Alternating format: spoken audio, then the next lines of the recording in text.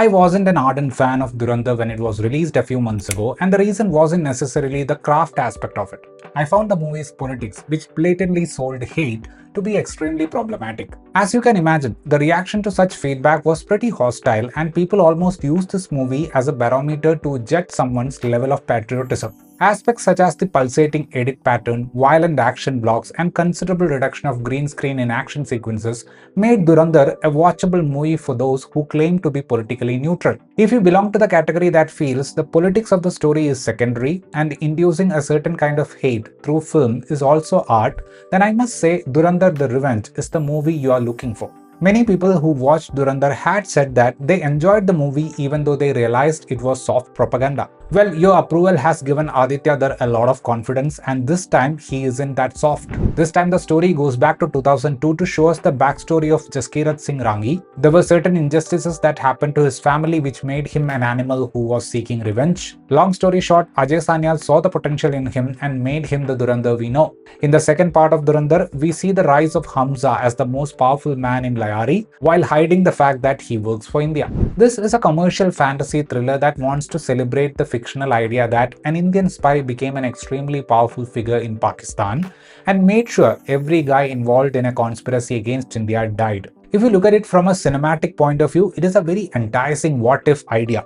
But the problem is that Aditya Dhar isn't focusing on building a drama around the concept. He has a way of breaking the conventions through the crafting style. The most evident one is his choice of music.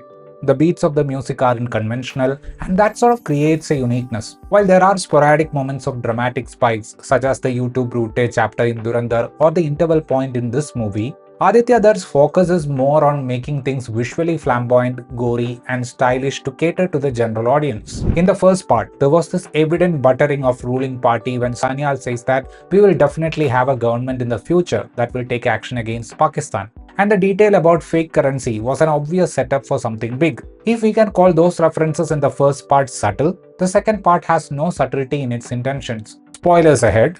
Narendra Modi appears twice in the movie through original footage. One was taking the oath in 2014 and the other was him announcing demonetization. In the first appearance of PM Modi, we see Major Iqbal's father asking him mockingly, "You said your guys, Congress, would come again as usual, but this time it's different." And then you have the best one. Hamza realizes that Pakistan is about to send a huge amount of fake currency to India and the UP elections will be won by the wrong people if that happens. To protect democracy in UP and destroy Pakistan's master plan, we all stood in line.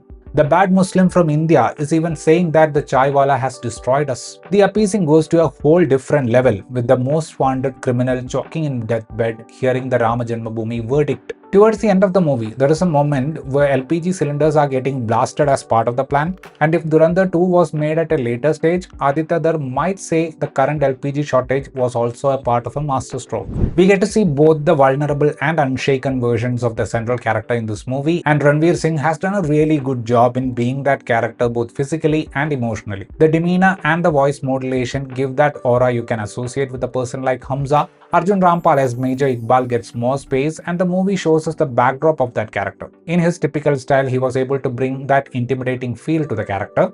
In my opinion, Sanjay Dutt's SP Chowdhury is more of a comical character in this movie. R. Madhavan is fine in his limited appearance as Ajay Sanyal. Somebody had said that there is a reason why Sanya Arjun, who has a huge age gap with Ranveer, was cast opposite him. I don't really understand how making that character pregnant and a mother justifies the casting choice. Much like the first part, my favorite performance came from Ragesh Bedi, and the most response from the audience came for the scenes featuring Mr. Bedi. If you look at the scripting of this whole story, including 1 and 2, the idea is pretty linear and basic.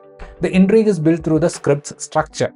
The editor Shiv Kumar Panikkar and the trailer editor Ojas Gautam have been credited as additional screenplay writers, and I feel it was done because they both may have restructured the written script at the editing table. The cinematography that follows a rustic color palette, handheld shots, and the use of saturated colors in certain moments definitely adds a layer of drama to the concept that basically feels like an appeal for national award. The CGI is much better when you compare it with the green screen heavy stuff that you see in the YRF spy universe. Towards the very end of the movie, there are some moments that are somewhat heroic and funny, which give the movie a spike at the end. And even the fourth wall breaking ending also had some depth when you look at the character's journey. The appeasing tone of the rest of the content is doing a massive disservice to moments like this. Dhurandhar the Revenge is a fictional story where they have used the real names of many people who actually lived in Pakistan and India. And at multiple points in the movie, one can clearly see the film trying to depict India versus Pakistan as a Hindu versus Muslim kind of battle. In my opinion, the real mastery of Aditya Dhar lies in his ability to utilize the gore-filled, technically superior craft elements,